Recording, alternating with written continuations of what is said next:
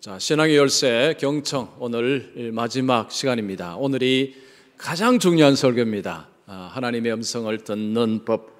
자, 여러분 설교 노트를 보시면서 말씀을 오늘도 경청하시면 큰 유익이 될 것입니다. 일본 도쿄에 가면 디즈니랜드가 있습니다. 어느 날 한 부부가 디즈니랜드에 가서 거기에 있는 레스토랑에 들어갔습니다. 부부가 들어가서 음식을 주문하는데 두 사람이 먹는 음식하고 또 하나의 음식을 주문합니다. 어린이 런치 세트를 주문을 합니다. 이 어린이 런치 세트는 9세 미만의 어린이를 위한 특별한 음식이고 가격이 저렴한 음식입니다. 직원이 이 매뉴얼대로 하자면 지금 아이가 없는 가운데서 두 부부만 있습니다. 두 어른만 있습니다. 그런데 어린이 세트 메뉴를 주문하면 그 메뉴 주문을 받을 수가 없습니다. 매뉴얼대로 하면 주문을 거절해야 됩니다. 아이가 없으니까 주문을 받을 수 없습니다. 라고 하는 것이 맞습니다.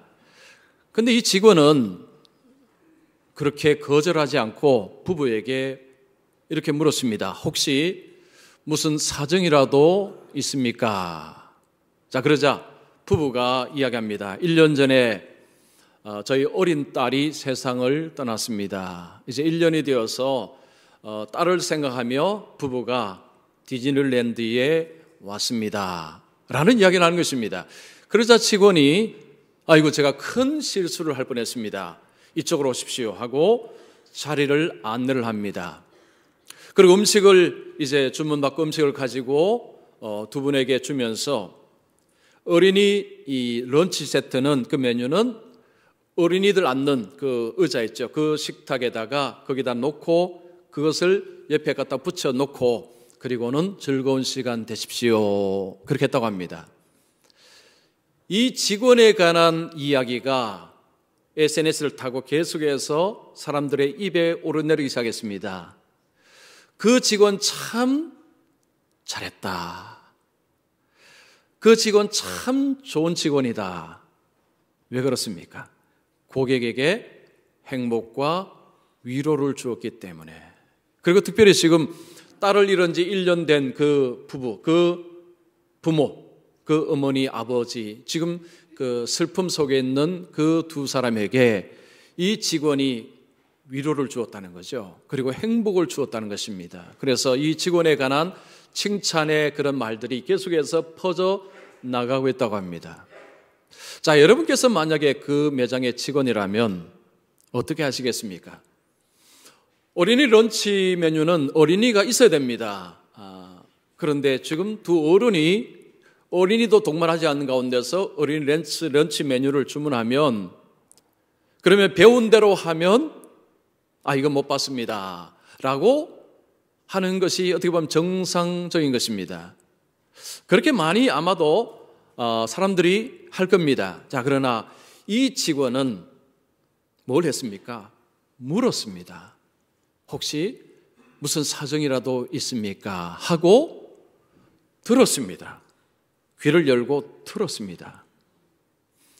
자, 이 직원이 뭘 잘했습니까? 경청한 것을 잘했습니다. 경청을 했습니다. 자, 경청을 할 때에 이 직원을 통해서 우리가 배우는 중요한 것 하나가 있습니다. 물으라는 거죠. 혹시 무슨 어려움이 있으십니까? 혹시 무슨 속사정이 있습니까? 라고 묻는 것. 자, 그런 질문을 할 때 상대방의 말을 잘 들을 수가 있다는 것입니다. 자, 경청은 사람 사이 관계에서 굉장히 중요한 것입니다. 사람에게 행복을 주고 위로를 주고 힘을 주는 것이 경청입니다. 여러분 속이 지금 너무너무 답답한 가운데서 좀 이 속 이야기를 하고 싶은데 도대체 할 사람이 없습니다. 왜냐하면 이 이야기를 했을 때에 공감을 해줘야 되고 비난하지 않아야 되고 그리고 이 말을 퍼뜨리지 않아야 됩니다. 자, 그런 사람을 찾으려고 하는데 잘 찾지 못하다가 한 사람을 발견했습니다. 그 사람에게 가서 여러분의 속 사정을 이야기했을 때 그것을 잘 들어주었을 때 얼마나 힘이 되겠습니까? 얼마나 도움이 되겠습니까? 자, 사람 사이 관계, 이 경청이라는 것은요, 이건 선택이 아니라 필수입니다. 반드시 필요합니다. 우리가 경청을 잘하는 사람이 된다는 것은 다른 사람에게 굉장히 힘을 주고 행복을 줄 수 있는 사람이 된다는 것입니다. 자, 여러분, 경청이 무엇입니까? 경청 앞에서 3번 계속 반복해 왔습니다. 경청은 기울일 경자, 들을 청자입니다. 귀를 기울여서 듣는 것입니다. 영어로 말하면 listen carefully, listen closely. 귀를 열어서 듣는 것입니다. 귀담아 듣는 것입니다. 자, 우리가 귀담아 듣는 것, 경청한다는 것, 인간 사이에 엄청난 도움을 주는데, 그런데 이 경청이 영적인 생활에 있어서는 보통 도움이 아니고 엄청난 유익을 줍니다. 자, 신앙생활에 있어서는요, 경청이 안 되면 신앙생활이 안 됩니다. 경청이 안 되면 믿음 생활이 될 수가 없습니다. 그래서 경청은 신앙의 열쇠라고 충분히 부를 수 있습니다. 열쇠는 닫힌 문을 열고 들어가는 것입니다. 문이 닫혀 있으면 열쇠가 있어야 됩니다. 여러분, 신앙의 문이라는 것이 그냥 확 열려 있는 것이 아닙니다. 열고 들어가야 됩니다. 자, 그러면 열쇠가 뭐냐? 이게 바로 경청이라는 것입니다. 자, 이렇게 말할 수 있는 근거는 로마서 10장 17절 말씀입니다. 믿음은 들음에서 나며 들음은 그리스도의 말씀으로 말미암느니라. 자, 믿음은 들음에서 난다고 말씀합니다. 자, 믿음이라는 것은 우리가 하나님을 믿는 것입니다. 예수 그리스도를 믿는 것입니다. 이 믿음이라는 것이 자연적으로 생성이 되는 것이 아니라는 이야기입니다. 그냥 나이 먹으면 그냥 자연스럽게 믿음이 생기느냐? 그렇지 않습니다. 믿음은 경청을 통해서 들어온다는 것입니다. 자, 믿음은 하나님의 말씀을 들음을 통해서 우리 속에 들어와서 우리 속에서 믿음의 삶을 살아갈 수 있도록 기반이 된다는 것입니다. 자, 우리가 하나님의 말씀을 듣는다라는 것은 하나님과의 관계 형성을 이야기하는 것입니다. 기독교는 어떤 교리를 던져주고 어떤 가르침을 주고 이거 순종해라, 이거 복종해라, 이런 종교가 아닙니다. 이슬람은 그렇습니다. 이슬람은 교리의 절대 복종, 이것이 이슬람교의 특징입니다. 그러나 기독교는 교리도 있습니다. 가르침도 있습니다. 그 이전에 뭐가 있느냐 하면 하나님과의 관계를 이야기합니다. 예수를 믿는다는 것은 하나님과의 관계를 가진다는 것입니다. 사람 사이 관계에 있어서 경청이 중요하듯이 하나님과 우리 사이에서도 이 관계에 있어서도 경청이 절대적인 역할을 합니다. 경청이 안 되면 하나님과의 관계 형성이 안 된다는 것입니다. 자, 그러면 하나님은 경청을 잘 하시느냐? 첫 번째 말씀드렸습니다. 하나님은 경청을 잘 하십니다.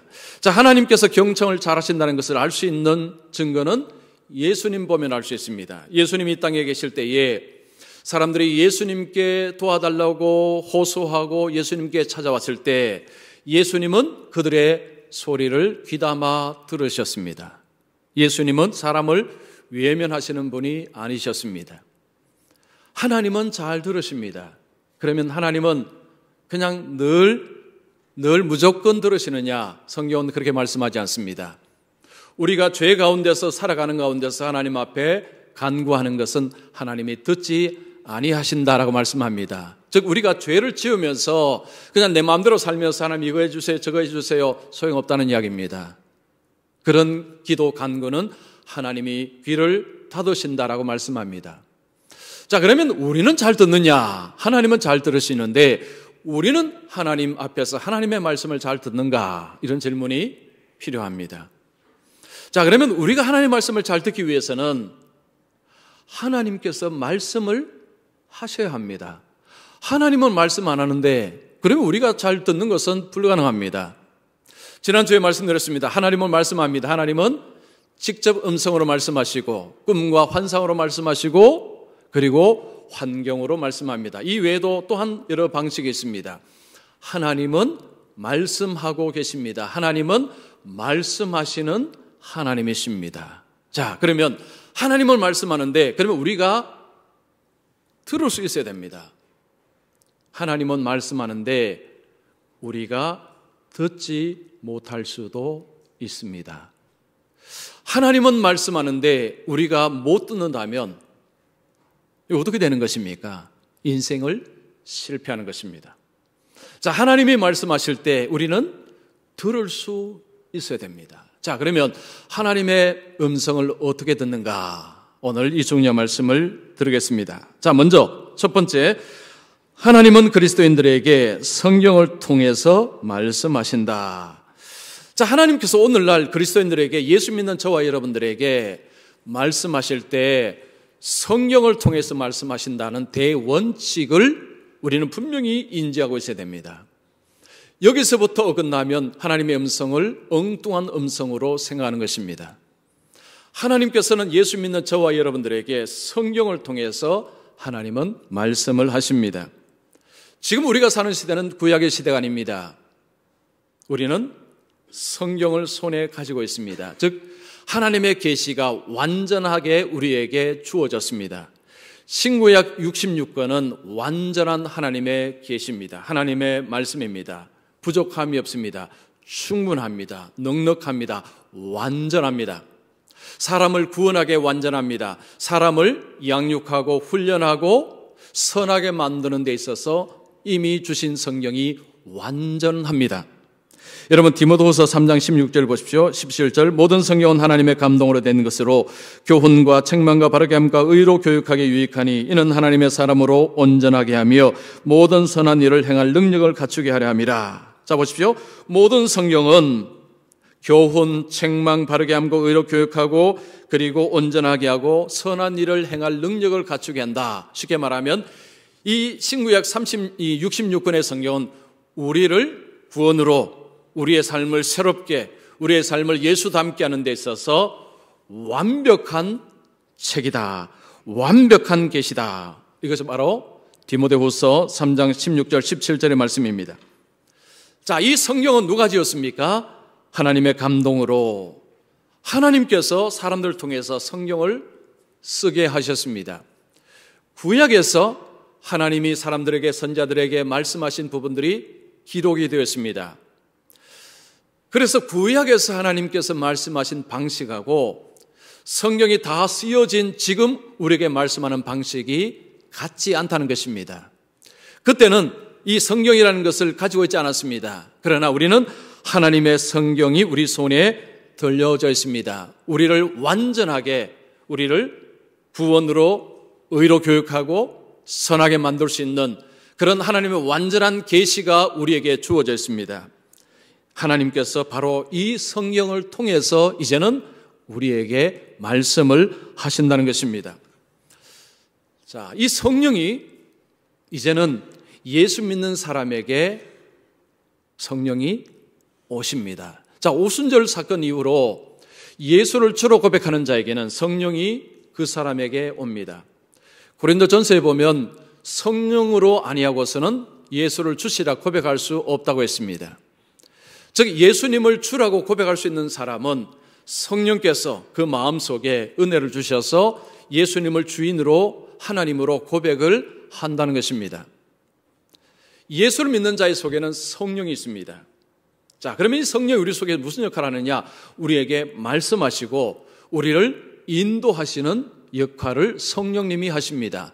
자, 성령님이 우리 속에서 하실 때 어떻게 하시느냐? 성경을 통해서 우리를 말씀하시고 지도하십니다. 여러분 요한복음 16장 13절 보십시오. 진리의 성령이 오시면 그가 너희를 모든 진리 가운데로 인도하시리니 예수님께서 성령님을 진리의 성령님이라 진리로 너희들을 인도할 것이다 라고 분명하게 말씀해 주셨습니다. 성령님은 우리 속에 오셨을 때에 우리에게 말씀하시고 우리를 인도하실 때에 성령님께서 성경을 우리에게 주신 이 계시를 사용하셔서 우리에게 말씀하시고 우리를 인도하신다라는 말씀입니다. 여러분 히브리서 3장 17절 15절 보십시오. 성령이 이르신 바와 같이 오늘 너희가 그의 음성을 듣거든 성경에 일렀으되 오늘 너희가 그의 음성을 듣거든 경노하시게 하던 것 같이 너희 마음을 완고하게 하지 말라. 자, 여기에 보시면 성령, 성경, 여기 두 단어가 여기도 쓰이고 여기도 쓰이고 무슨 이야기입니까? 성령은 성경을 통해서 말씀하시고 성경은 성령을 통해서 사람들에게 전달된다는 것입니다. 지금 신약 성경은요, 성령, 성경, 성경, 성령. 성령은 성령을 통해서 일하신다. 이것을 분명하게 말씀하고 있습니다.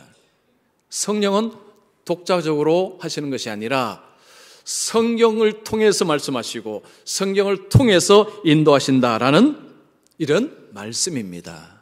자, 여러분 혹시 이런 의문이 들 수 있습니다. 아니 지난주에는 직접 음성으로도 말씀하시고 꿈과 환상으로도 보고 환경으로도 보고 이렇게 하셨는데 그럼 이제는 그거 안 하고 그냥 성경을 말씀한다는 이야기입니까?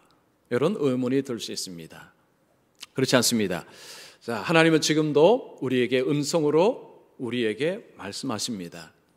그리고 꿈과 환상을 통해서도 우리에게 말씀하시기도 합니다. 그런데 말씀을 하시기는 하시는데 우리에게 음성으로 말씀하시기도 하고 꿈과 환상으로 말씀하시기도 하시는데 그 다음이 중요합니다. 우리에게 말씀하실 때 우리로 하여금 성경을 보게 하십니다. 우리에게 꿈과 환상을 우리에게 주실 때 우리로 하여금 성경을 보게 하십니다.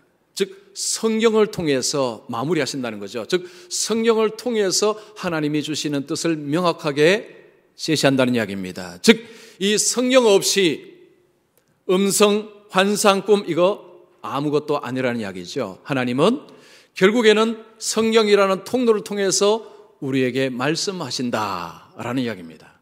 자, 무슨 말인지 잘 이해가 안 되시죠? 좀 더 쉽게 말씀드리겠습니다. 자, 성 어거스틴이라는 사람은 우리 기독교 역사에는요, 이분 빼면 이야기가 안 됩니다. 어마어마한 분입니다. 이분이 젊었을 때에 보통 방탕아가 아니었습니다. 그냥 여자와 동거하고 아이까지 낳았습니다. 그리고 이단에 빠졌습니다. 그의 어머니 모니카가 이 아들을 위해서 얼마나 기도했는지 모릅니다. 여러분 그렇게 놀면 재미가 있을까요? 없을까요? 재미없습니다. 어거스틴이 그렇게 방탕 생활하면서 마음속에 두려움이 몰려오기 시작했습니다. 하나님 앞에서 자기가 무슨 죄를 짓는지 자기가 압니다. 여러분 그렇게 살면요 결국은 공허함, 허무함, 두려움에 휩싸게 됐습니다.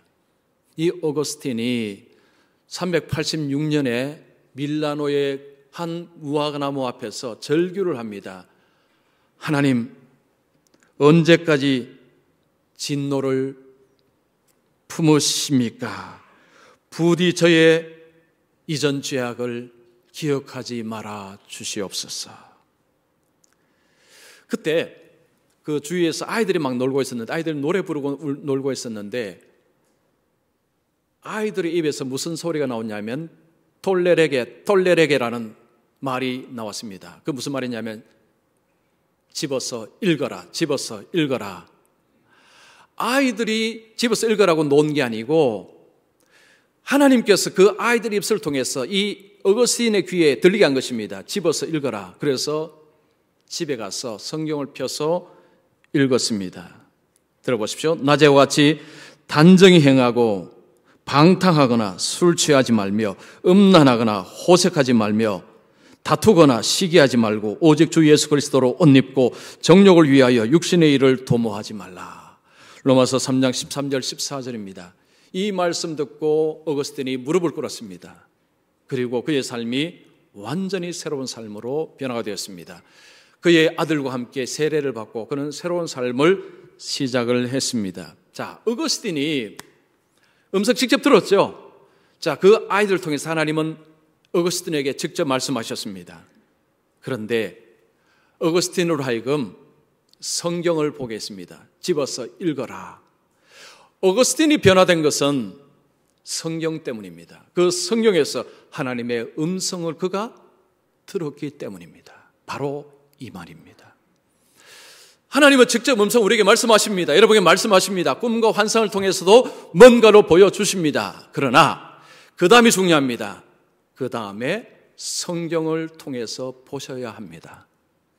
성경을 통해서 확인하셔야 됩니다. 성경을 통해서 분별하셔야 합니다. 왜냐하면 가짜가 있기 때문입니다. 가짜. 사탄의 음성도 있고요. 자기 내면의 소리도 있습니다. 성경을 통해서 분별하고 확인하고 점검을 하라는 것입니다. 왜냐하면 하나님께서는 결국은 성경을 통해서 우리에게 말씀하시기 때문입니다. 자, 어떤 교회에서 어떤 남성이 이제 총각이죠. 총각이 하나님 결혼하고 싶습니다. 배우자를 좀 만나게 해주십시오. 그랬더니 마음속에 이런 음성이 들렸다고 합니다. 그래, 누구누구와 결혼을 해라. 이제 그 교회 누구누구와 결혼하라. 근데 그 누구누구가 기혼자였습니다. 기혼자. 이미 결혼한 사람이에요. 자, 우리 여기 이제 우리 집사님들 계시는 제가 물어볼게요. 자, 누가 어떤 남성이 와서 집사님과 결혼하라고 하나님 말씀하셨습니다. 하면 뭐라고 하시겠어요?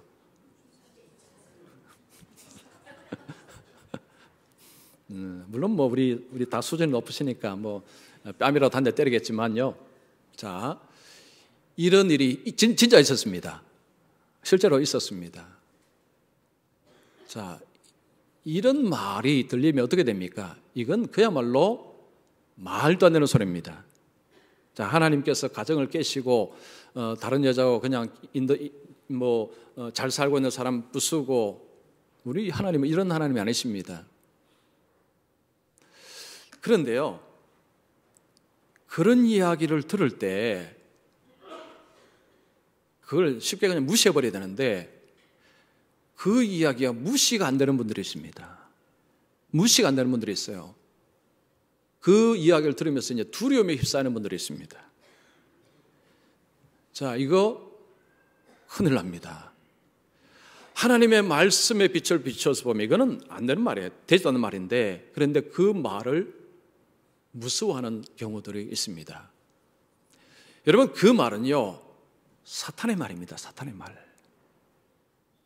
자, 예수님께서 가이사랴 빌립보에서 제자들에게 예루살렘에서 내가 박해를 받고 십자가 지고 그리고 부활을 한다는 것을 말씀을 했습니다. 그때 베드로가 주님, 이러시면 안 됩니다. 이런 일이 일어나서는 안 됩니다. 라고 할 때에 주님 뭐라고 하신 줄 아십니까? 사탄아 물러가라고 했습니다. 사탄아, 내 뒤로 물러가라. 너는 나를 넘어지게 하는 자로다. 내가 하나님의 일을 생각하지 아니하고 도리어 사람의 일을 생각하는도다. 베드로가 사탄은 아니죠. 그런데 베드로의 말이 사탄의 말이라는 거죠. 그는 하나님의 일이 아닌 사람의 일, 사람의 욕심, 사람의 정욕, 이건 사탄의 생각이고 사탄의 말이라는 것입니다. 어떤 사람이 환상을 보고 어떤 사람이 뭔가를 듣고서 이야기할 때에, 여러분, 그게 사탄의 소리일 수 있습니다. 하나님 뜻과 정반대되는, 배치되는 이야기는요, 사탄의 소리, 자기 소리, 뭐 다 그게 그겁니다.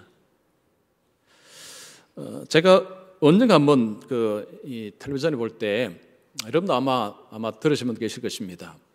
어떤 목사님이 이제 성도들에게 보니까 교회는 조그만 교회 같은데요, 성도들에게 내가 하나님께 계시를 들었는데 어디에 투자를 하면 돈을 많이 번다라고 하나님이 내게 말씀을 하셨습니다. 그래서 여러분이 내게 돈을 맡기면 내가 거기에 투자해서 돈을 많이 벌어서 여러분들에게 돈을 벌게 해주겠습니다라고 그렇게 했는데, 교인들이 그 말을 듣고 돈을 많이 목사님께 드린 것입니다. 어떻게 되었을까요? 당연히 망하죠. 다 잃어버렸습니다. 그래서 사기죄로 이제 고발하고 이렇게 해서 이제 방송에 나온 것입니다. 여러분도 그런 생각 들죠? 아니, 그걸 바보같이 왜 맡겨? 근데 왜 맡겼을까요? 왜 맡겼을까요? 하나님의 음성을 들었다 하니까 맡긴 것입니다. 하나님의 음성을 들었다 하니까 맡기는 것입니다. 여러분, 이런 일들이, 비슷한 일들이 지금도 일어나고 앞으로도 일어날 것입니다. 아무리 목사님일지라도, 아무리 산에서 기도를 많이 한 장로님이고 권사님일지라도요, 그냥 하나님의 음성을 들었다, 계시를 들었다, 그 말을 귀담아 들어서는 안 됩니다. 검증을 하셔야 돼요. 검증. 뭐로 검증해야 됩니까? 하나님의 말씀으로, 성령으로 검증을 해야 됩니다. 자, 내가 음성을 들었다 아니면 뭘 봤다라고 하면서 그것을 이야기 많이 하는 사람은 일단은 피하십시오. 무조건 피하십시오. 가까이 하지 마십시오. 여러분 다치십니다. 그런 분들의 특징이 있습니다. 일단은 교만합니다. 그리고 고집이 굉장히 셉니다. 그리고 사람을 지배하려고 합니다. 자기 뜻대로 이래라 저래라 지배하려고 합니다. 그리고 또한 체험을 성령보다도 훨씬 더 높게 이야기합니다. 성령 이야기 잘하지 않습니다. 계속 체험 이야기합니다. 그 말은 성경 권위보다 자기의 체험의 권위를 더 높이 씁니다. 그리고 판단을 잘합니다. 비판을 정말 잘합니다. 목회자 비판 잘합니다. 교회 비판 잘합니다. 그런 사람은 비판, 입만 열면 비판입니다. 여러분 그런 사람은 무조건 피하십시오. 무조건 도망가십시오. 같이 있으면 여러분 다치십니다. 여러분 오늘날 그런 분들이요 종종 계십니다. 우리 교회는 그런 분 안 계시니까요 참 다행인데 여러분 그런 분들이 종종 계세요. 그런 분들은 무조건 조심하십시오. 하나님의 음성을 들었다, 뭘 봤다라는 것, 거기에 지배를 당하면 신앙생활이 망가집니다. 그래서 정말 신앙생활 잘하려면요 교회 권위, 교회 질서, 하나님이 세우신 기존 질서, 여기에 따라가시는 것이 제일 안전합니다. 자, 하나님께서는 말씀하시는데 직접 음성으로도 우리에게 들리기도 하시고요, 환상을 주시기도 꿈도 꾸게 하십니다. 그런데 결국은 그것을 통해서 하나님의 말씀으로 향하게 하시고 말씀을 통해서 결국은 하나님의 뜻을 명확하게 하신다는 것, 여러분 이거 꼭 기억하십시오. 자, 그러면 우리가 하나님 음성을 이제 듣고 잘 때, 자, 구체적으로 어떻게 해야 되느냐? 두 번째입니다. 자, 하나님의 음성을 듣고 잘 때 세 가지가 중요합니다. 질문하고, 기다리고, 그리고 성경에, 그리고 말씀에, 성경이나 말씀에 똑같은 거죠. 질문하고 기다리고 말씀에 귀를 열라. 이 세 가지입니다. 이 세 가지가 하나님의 음성을 듣는 데 필요한 것입니다. 자, 오늘 말씀에 보면 이 사무엘이라는 사람이 등장합니다. 사무엘을 낳은 어머니는 한나죠. 한나가 하나님 앞에 기도할 때 하나님의 아들을 주시면 하나님께 드리겠습니다, 바치겠습니다라고 서원을 했습니다. 사무엘을 낳고 나서 젖을 떼자 엘리 제사장에게로 맡겼습니다. 그래서 사무엘은 여호와의 전에서 성장을 하였습니다. 자, 어느 날 여호와의 전에서 누웠는데 사무엘아 사무엘아 부르는 음성이 들립니다. 사무엘은 당연히 엘리 제사장이 자기를 부른 줄 알았습니다. 엘리 제사장에게 가서 나를 불렀습니까? 라고 물으니 제사장은 나는 부른 적이 없다라고 대답을 합니다. 누웠는데 또다시 사무엘아 사무엘아 부릅니다. 다시 엘리에게 가서 나를 불렀습니까? 라고 하니까 너를 부른 적이 없다고 말합니다. 세 번째 누웠는데 다시 하나님이 부르십니다. 다시 제사장에게 가서 나를 불렀습니까? 물었습니다. 그제서야 제사장이 하나님께서 사무엘을 부르시는 줄을 알고 사무엘에게 가르쳐 줍니다. 자, 하나님이 말씀하실 때 어떻게 해야 되는가를 가르쳐 줍니다. 그가 너를 부르시거든 내가 말하기를 여호와여 말씀하옵소서 주의 종이 듣겠나이다. 하나님께서 다시 너를 부르시면 여호와여 말씀하옵소서 주의 종이 듣겠나이다, 이렇게 하라고 가르쳐 주었습니다.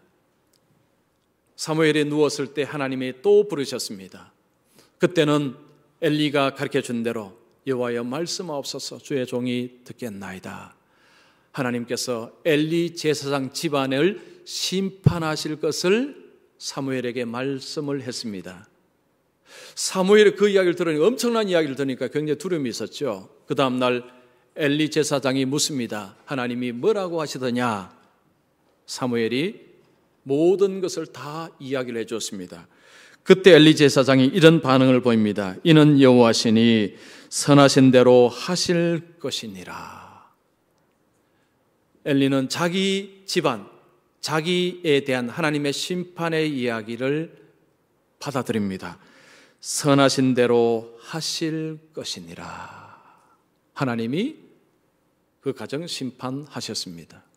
죄를 심판하셨죠. 자, 여기서 우리가 이 하나님의 음성을 듣는 자에게 가장 중요한 것, 주여 말씀하옵소서, 주의 종이 듣겠나이다, 이 자세입니다. 여러분, 주일날 교회에 오시기 전에 주님, 오늘 제가 듣겠습니다, 주여 제게 말씀하여 주시옵소서, 이런 자세로 교회에 오셔야 합니다.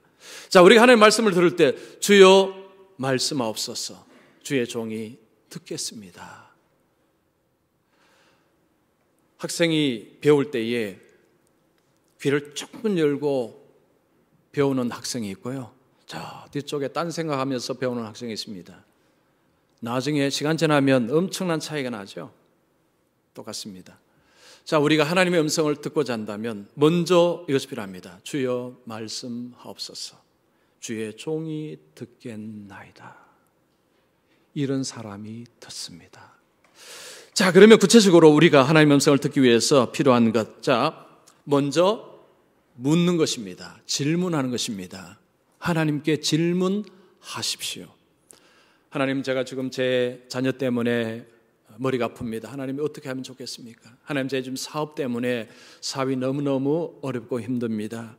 지금 공부하고 있는데 공부가 너무 힘들고 앞이 보이지 않습니다. 직장을 생활하면서 직장 속에서 지금 음해들, 어려운 일들 당하고 있습니다. 이걸 어떻게 헤쳐나가야 될지 모르겠습니다. 하나님, 지혜를 주시옵소서, 말씀하여 주시옵소서. 하나님께 질문하시라는 거죠. 여러분, 질문하십니까?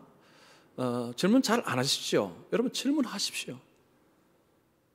질문하십시오.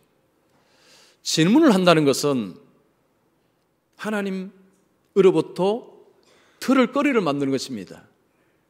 질문한 사람은 당연히 들으려고 합니다. 자, 하나님, 우리가 질문하지 않아도 하나님은 말씀하시지만 우리가 어떤 어려움이 있을 때, 정말 하나님의 뜻을 알고 싶을 때 하나님께 질문을 한다는 것은 하나님의 음성을 듣고자 하는 기본적인 자세입니다. 질문하십시오. 여러분, 성경에 보면 질문 잘해서 흥한 사람이 있고 질문 안 해서 망한 사람이 있습니다. 흥한 사람은 누구죠? 다윗입니다. 망한 사람은 누굽니까? 사울입니다. 자, 역대상 10장 14절 보십시오. 여호와께 묻지 아니하였으므로 여호와께서 그를 죽이시고 그 나라를 이새의 아들 다윗에게 넘겨주셨더라. 우리가 사울을 가만히 보면요, 사울은 거의 안 물었습니다. 사울은 거의 안 물었어요.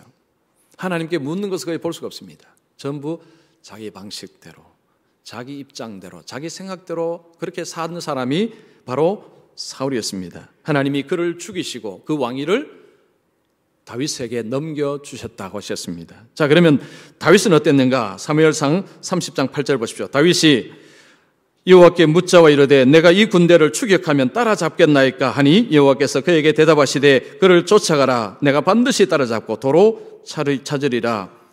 아말렉이 시글락을 침공을 해서 다윗의 아내 두 사람과 여인들을 끌고 가버렸습니다. 그래서 다윗이 하나님 앞에 이 질문을 한 것입니다. 하나님, 제가 좀 따라가야 되겠습니까? 하나님이 따라가라. 도로 찾을 것이다. 따라갔는데 다 찾아왔습니다. 우리가 성경에 보면 다윗이 큰 죄도 저질렀지만 그러나 다윗은 참 잘 물었습니다. 하나님께 참 잘 물었습니다. 이런 다윗을 하나님이 뭐라고 하셨습니까? 사도행전 13장 22절에 내가 이새의 아들 다윗을 만나니 내 마음에 맞는 사람이라. 그 다음이 중요합니다. 내 뜻을 다 이루리라. 하나님께 질문한다는 것은 마음을 하나님께 맞추는 것입니다. 하나님께 자꾸 내 마음을 맞추는 거죠. 하나님께서 너는 내 마음에 맞는 사람이라. 내 뜻을 다 이루리라. 하나님께서 다윗을 통해서 하나님의 뜻을 이루신다. 이건 다윗의 삶이 엄청나게 영광스럽고 엄청난 은혜와 복을 누린다는 것을 이야기하는 것입니다. 여러분, 우리의 삶이 하나님의 뜻을 이루는 삶이 된다는 것은요, 이거 어마어마한 것입니다. 자, 여러분 혹시 그런 좀 소망이 있습니까? 나의 삶을 통해 하나님의 뜻을 한번 이루어보겠다. 여러분, 이런 갈망 있으십니까? 그런 갈망이 있는 분들은 하나님의 뜻을 이룬다는 게 뭔 줄을 아는 분들이고요. 그런 갈망이 없는 분들은 하나님의 뜻을 이루는 것은 피곤하다고 생각하기 때문입니다. 예수 잘 믿어서 피곤해, 뭐 봉사 많이 하면 피곤해, 상처 많이 받아, 이런 분들은 하나님의 뜻을 이루는 데 대한 이 가치를 잘 몰라요. 저는 하나님의 뜻을 이루는 삶을 살고 싶습니다. 왜냐하면 하나님의 손에 붙잡혀서 하나님의 영광스러운 일을 한다는 것 자체가 얼마나 어마어마하다는 것을 저는 조금은 알고 있습니다. 다윗의 삶을 통해 하나님께서 행하신 일을 보시면 하나님이 얼마나 영광스럽게 그에게 복을 주시고 그의 삶을 통해서 일하시는가를 볼 수 있습니다. 우리가 살면서 이런저런 어려움을 만나고 공부를 하시거나 직장 생활하거나 사업을 하시거나 하여튼 인생 자체가 어렵지 않습니까? 우리가 풀 수 있는 문제도 있지만 풀 수 없는 문제가 수두룩합니다. 그럴 때는 질문하십시오. 하나님, 이거 어떻게 하면 좋습니까? 새벽에 나오셔서 질문하시고, 아니면 저녁에 집에서 꿇어 엎드리셔서 질문하시고, 하나님께 질문하십시오. 하나님, 이거 풀어주십시오. 이 문제 좀 풀어주십시오. 하나님께서 풀어주셔야 풀립니다. 이건 제가 풀 수가 없습니다. 그런데 하나님은요, 그런 질문은 받는 것을 좋아하신다는 거죠. 자, 이렇게 하나님 앞에 질문하고 그 다음에 해야 될 행동이 있습니다. 기다려야 됩니다. 기다리십시오. 조급하면 낭패 봅니다. 기다리셔야 됩니다. 하나님께서는 오늘 내가 질문했다고 오늘 당장 주시기도 하지만 우리가 생각하는 것보다 훨씬 더 나중에 말씀하실 때가 많습니다. 여러분, 다윗이 하나님 앞에 질문 잘하는 사람이었는데 하나님께서 다윗이 뭔가를 물을 때마다 즉각 응답을 하셨느냐? 그렇지 않습니다. 여러분, 시편 40편 1절을 보십시오.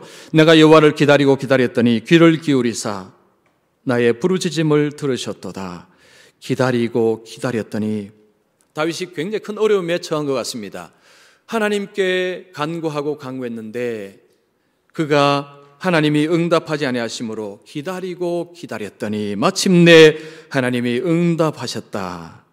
여러분, 기다리고 기다렸다는 이 간격이 얼마나 되겠습니까? 그건 우리는 알 수 없습니다. 그러나 한 가지 알 수 있는 것은 꽤 길었다는 거죠. 꽤 길었다는 것입니다. 다윗도 하나님 앞에 뭔가를 구했을 때 하나님의 응답, 하나님의 음성을 듣고 도움을 받는데 생각보다 긴 이런 경험도 있었다는 거죠. 만약에 기다리는 것을 못해서 안 기다리면 어떤 일이 벌어질까요? 그러면 100% 하나님의 뜻 밖으로 나갑니다. 그렇게 말할 수 있는 이유는 사울 때문입니다. 사무엘상 13장에 보면 사울이 왕이 된 지 2년에 블레셋이 공격해 옵니다. 블레셋은 그 군사력은 어마어마합니다. 이스라엘 군사들이 겁을 먹고 도망을 칩니다. 제사를 드리고 전쟁을 해야 되는데 제사를 집례해야 될 사무엘이 오지 않습니다. 7일을 기다려도 오지 않자 급해서 자기가 제사를 집례를 해버립니다. 그러자 곧바로 사무엘이 옵니다. 사무엘이 사울을 엄청나게 책망하고 하나님을 망령되이 행했다고 하고 이제는 왕의 나라가 길지 않다는 것을 이야기를 했습니다. 하나님께서 말씀하시기까지 기다리지 못하고 조급증에 빠져버리면 이런 사태가 벌어집니다. 그러면 낭패 봅니다. 기다리십시오. 조금 더 기다리십시오. 조금 더 기다리십시오. 하나님은 반드시 말씀하십니다. 자, 우리가 기다릴 때에 중요한 것 바로 성경을 가지고 기다려야 됩니다. 자, 그래서 성경을 읽으셔야 되고 성경을 묵상하셔야 되고 성경을 암송도 하시고 그리고 가장 중요한 것은 말씀을 듣는 자리를 빼먹지 마십시오. 자, 우리가 말씀을 읽을 때 하나님 우리에게 말씀을 하시고 말씀을 묵상할 때, 암송할 때도 하나님이 말씀하십니다. 그런데 하나님께서 우리에게 믿음을 생성시키고 믿음을 키우기 위해서 하나님이 하시는 강력한 도구가 설교입니다. 설교. 자, 오늘날 문화는요, 이 설교라 하면 이제 부정적인 그런 생각이 많습니다. 뭐 하면, 설교하지 마세요. 지겨워요. 그 말이죠. 설교 그만해. 이 설교라는 것 자체가 지겹고 재미없는 것, 이런 식의 이미지가 많이 있습니다. 그래서 설교에 대한 오해가 너무 많은데, 그러나 여러분, 이 설교가 하나님께서 주시는 말씀을 듣는 엄청난 통로라는 것은 잊어버리시면 큰일 납니다. 두 가지 이유 때문입니다. 이 두 가지 이유를 들어보시면 그렇구나 아실 거예요. 첫 번째 이유는 설교는 하나님의 말씀을 풀어서 전하는 것입니다. 여러분, 설교는요, 목사 자기 삶을 이야기하는 것도 아니고 자기 이야기하는 것도 아닙니다. 정치 이야기하는 것도 아닙니다. 저는 설교할 때 제 이야기 가끔 넣지만 별로 하지 않습니다. 성경을 이야기하죠. 성경을 해석하고 풀어줍니다. 여러분, 이게 왜 중요하냐? 누가복음 24장 32절 보십시오. 그들이 서로 말하고 길에서 우리에게 말씀하시고 우리에게 성경을 풀어주실 때에 우리 속에서 마음이 뜨겁지 아니하더냐. 예수님이 부활하시고 엠마오로 가는 두 제자를 만나시는데 그 두 제자는 예수님인 줄을 몰랐습니다. 예수님께서 그들에게 성경을 풀어서 해석을 해 주었을 때 그들이 말합니다. 성경을 풀어주실 때에 우리 속에서 마음이 뜨겁지 아니하더냐. 하나님의 말씀이 풀어서 설명이 될 때에 그걸 듣는 사람들의 마음에 뜨거움이 일어난다는 것입니다. 즉 마음에 성령께서 역사를 하신다는 이야기죠. 설교라는 것이 여러분 그냥 설교가 아닙니다. 하나님의 말씀을 풀어서 전하는 것이 설교입니다. 설교를 경청할 때에 그 하나님의 말씀이 풀려서 들어올 때에 우리의 마음이 뜨거워지고 우리의 마음이 새로워지고 우리의 마음속에 하나님께서 만지시는 은혜가 있다는 것입니다. 설교를 가볍게 여기지 마십시오. 내가 빠진 날 엄청난 설교가 행해진다는 것을 기억하십시오. 이번 주 빠져도 그 빠진 날 진짜 엄청난 말씀이 선포된다는 것을 여러분 기억하십시오. 자, 그런데 이 설교가요, 경청을 안 하면 이런 사태가 벌어집니다. 어떤 부부가 목사님께 찾아와서 상담을 합니다. 서로 간에 이제 갈등이 심합니다. 막 많이 싸우니까 문제가 많았습니다. 목사님이 그 남편에게 묻습니다. 두 사람은 어떻게 결혼하게 되었습니까? 그러자 남편이 의외의 대답을 합니다. 목사님 설교 듣고요. 내가 언제 무슨 설교했는데 내 설교 듣고 결혼을 했다는 말입니까? 목사님께서 한 번은 이 여리고성을 정복하는 사건을 설명하셨습니다. 여호와와 그의 군대가 로에 한 바퀴 돌고 마지막에 7바퀴를 돌자 여리고성이 무너졌다는 말씀하셨죠. 제가 그 말씀을 딱 듣는 순간에 옳거니 두드리면 여성의 마음의 벽을 누구든지 허물어뜨릴 수 있겠구나. 이 계시를 받았다는 거예요. 그래서 이제 그때부터 확신을 가지고 이제 여성들을 막 두들기기 시작한 것입니다. 그러면서 제 아내가 이렇게 두들겨서 무너진 여성이 제 아내입니다. 라는 거예요. 이 목사님이 기가 막힙니다. 내가 언제 그렇게 하라고 설교를 했습니까? 자기 마음대로 해석을 한 거죠. 그렇게 자의적으로 그렇게 해석하고 결혼하니까 결혼하고 나서도 성경적으로 사는 것이 아니라 자의적으로 산 것입니다. 그러니까 갈등이 막 계속 일어난 거죠. 우리가 말씀을 들을 때 자의적으로 들으시면 안 됩니다. 잘 들으셔야 돼요. 여러분 경청을 잘 하셔야 됩니다. 지난주에 말씀드렸지만 제가 이렇게 보면요, 여러분 경청을 참 잘하세요. 아주 경청을 잘하셔서 제가 설교가 얼마나 힘이 나는지 모릅니다. 처음부터 끝까지를 잘 들으셔야 돼요. 도대체 무슨 이야기를 하는지. 자, 우리가 하나님의 말씀을 잘 들을 때에 이런 고백이 나옵니다. 목사님 어떻게 하시고 제 속을 어떻게 하시고 오늘 제 의문을 해결해 주셨습니다. 저한테 가끔 이런 이야기 하시는 분들이 계세요. 또 어떤 분들은 혹시 목사님 제 이야기를 누가 목사님께 했습니까? 그래서 제가 아니요, 그런 적 없습니다. 혹시 누가 그런다고 해도 저는 설교할 때 그런 이야기 못하죠. 할 수가 없죠. 그리고 들은 적도 없습니다. 이 설교라는 게요, 이게 너무 신기합니다. 자, 말씀을 들을 때에 하나님의 말씀이 풀어서 전달이 될 때에 성령께서 그 말씀을 통해서 우리 속에서 말씀하시는 것입니다. 저는 제가 이 설교를 하지 않습니까? 그런데 놀라운 것이요, 저도 설교하면서 듣습니다. 여러분 이게 이해가 아마 안 되실 거예요. 제가 설교하면서 저도 이걸 들어요. 그래서 이게 하나님의 말씀이라는 거죠. 이게 사람의 입이지만 하나님께서 말씀하시는 통로이기 때문에 저도 듣고 저도 설교를 통해서 힘을 얻고 또 깨닫게 해주시는 그런 경험이 있습니다. 자, 설교를 하나님 말씀하시는 이유 두 번째는 바로 예배 때문입니다. 여러분, 설교는요, 예배 속에서 설교가 진행됩니다. 여러분, 예배가 무엇입니까? 예수님 말씀하셨죠. 하나님은 여기 계시는 예배하는 자가 영과 진리로 예배할지니라. 영은 주로 성령을 이야기합니다. 진리는 하나님의 말씀, 그리고 예수님. 예배 속에는요, 성도들이 모인 이 공동체 예배는 그 안에 성령의 강력한 은혜와 역사와 손길이 있다는 것입니다. 자, 주일날 못 오시면 집에서 스마트폰으로 설교를 들으실 수 있습니다. 물론 그렇게 듣는 것도 필요하고 또 들으셔야 됩니다. 그런데 예배 때 듣는 말씀하고 그냥 집에서나 아니면 여러분 듣는 말씀하고는 여러분도 아실 것입니다. 엄청난 차이가 있다는 것. 가능하면 예배 속에서 말씀을 들으십시오. 그것이 하나님의 음성을 듣는 중요한 길입니다. 예배 속에 찬양이 있습니다. 기도가 있습니다. 하나님은 그 속에도 역사하십니다. 그런데 하나님께서 예배 속에서 하나님이 하나님 백성들에게 말씀하시는 주된 통로는 설교입니다. 그래서 목회자는요, 설교를 함부로 해서는 안 됩니다. 자기 말로 해서도 안 됩니다. 세상 이야기를 그냥 그렇게 해서도 안 됩니다. 하나님의 말씀만을 전해야 됩니다. 왜냐? 하나님께서 이 설교를 통해서 사람들의 마음을 만지시고 말씀하시기 때문입니다. 자, 하나님의 음성을 듣는다는 건요, 여러분 너무 신비하게 생각하지 마십시오. 너무 신비하게 생각하지 마십시오. 주여 말씀하옵소서.